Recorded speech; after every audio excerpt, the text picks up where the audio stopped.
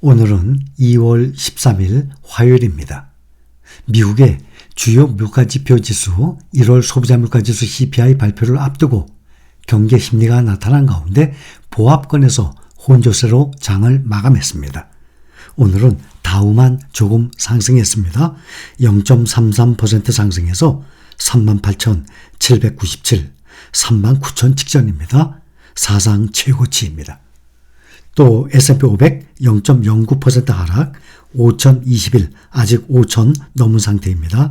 나스닥 종합지수는 0.3% 하락해서 15,942, 필라델피아 반도체는 0.16% 하락, 4,560입니다. 아주 조금씩 하락했습니다.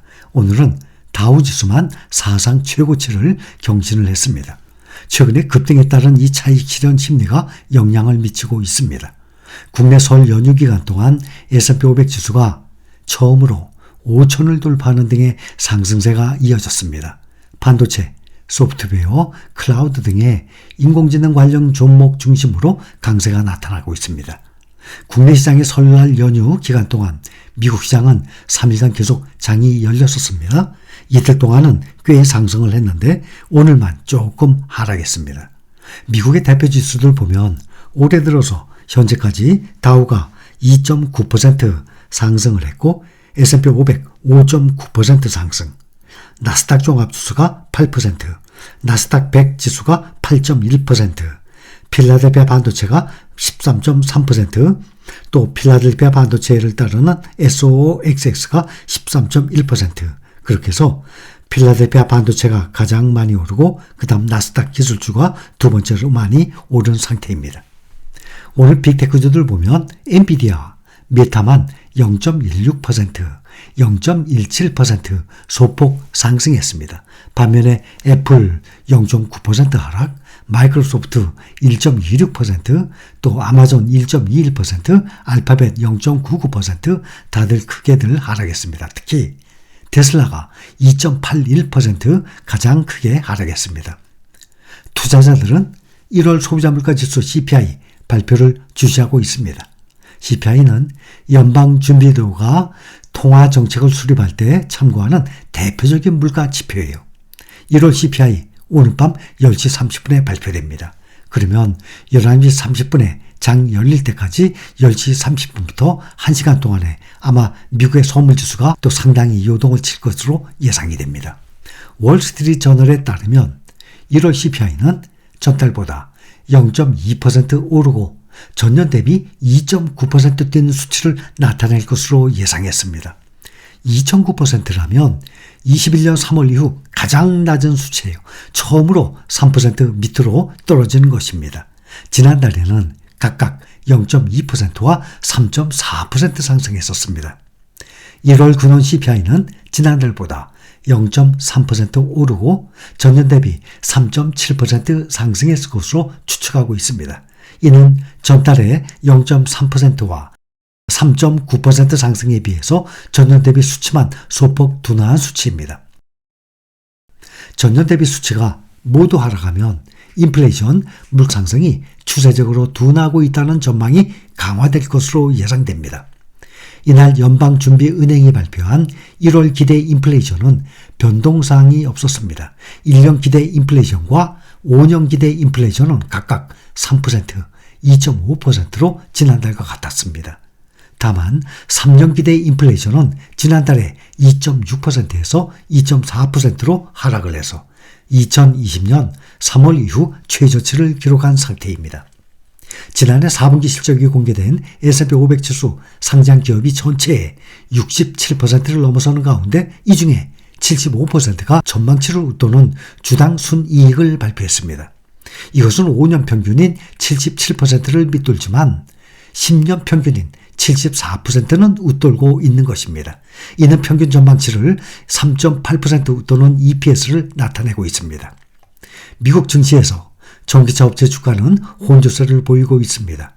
미국 연방법원이 일론 머스크 테슬라 최고 경영자에게 X, 옛 트위터죠. X 인수 과정에서 제기된 공시법 위반과 관련해서 미국 증권거래위원회의 소환조사에 응할 것을 명령했습니다. 이보다 앞서 반유대인 정서, 마약 투약 혐의, X 광고 매출 급감, 테슬라 주가 급락 등이 잇따라 불거지면서 머스크 리스크가 극한에 이르고 있다는 분석이 나오고 있습니다. 미국에서 전기차 수요가 급락하고 있다는 소식과 슈퍼볼, 미국의 풋볼 리그 결승전 슈퍼볼에서 테슬라의 자율주행 기능을 보이콧하자라는 광고가 송출된 영향으로 테슬라는 2.81% 하락한 188.13달러에 마감했습니다. 테슬라의 주가 올해 들어서만 지금 24% 빠진 상태입니다. 미국 증시에서 7대 빅테크 종목들을 뜻하는 매그니피센트 7에 속한 이 기업들이 올해 들어서는 각기 다른 행보를 보이면서 일종의 멤버십 자격 논란이 이어지고 있습니다. 테슬라가 이제 세븐에서 죄돼야 한다는 지적을 받고 있는 가운데 투자 가치를 고려해 진용을 재편해야 한다는 주장도 나오고 있습니다. 투자자들이 테슬라가 여전히 매그니피센트인가에 대한 물음을 던지고 있습니다. 다른 종목들이 상승을 하고 있는 동안 테슬라는 하락을 거듭하고 있기 때문입니다. 테슬라는 시가총액에서 이미 7위권에서 밀려나서 현재 10위를 기록하고 있어서 매그니피센트가 맞느냐는 의문은 수개월 전부터 제기되어 오고 있습니다. 앞서서 CNBC의 진행자 짐 크레이머는 매그니피센트 7에서 테슬라를 제외하고 슈퍼6로 재편해야 한다라고 주장을 하기도 했습니다. 블룸버그 통신은 테슬라가 지난해 세계 전기차 판매 1위 자리를 중국 업체 BYD에 내주는 등 기대에 못 미친 실적을 발표한 데다가 2024년도에도 전기차 시장 전망이 밝지 않은 것 등이 주가 하락 요인이라고 분석을 하고 있습니다. 이런 테슬라 제외로는 최근 부진한 흐름을 보인 애플에게도 확산된 모습입니다. 애플은 시가총액에서 2조 8,900억 달러로 3조 900억 달러의 마이크로소프트에 1위를 내준 상태로 위상이 예전같지 않은 것과 관련해서 누가 애플을 대체할 것인가 라는 논란에 휩싸이고 있습니다. 미국에서 이렇게 전기차 수요가 둔화가 되면서 최근에 전기차 업계에 불어닥친 실적 한파를 리비안도 피해갈 수 없다는 경고가 나왔습니다. 영국의 투자은행 바클레이즈가 미국 전기차 제조업체 리비안에 대한 투자 의견을 비중 확대해서 동일 비중으로 조정을 하고 목표 주가를 25달러에서 무려 16달러로 낮췄습니다.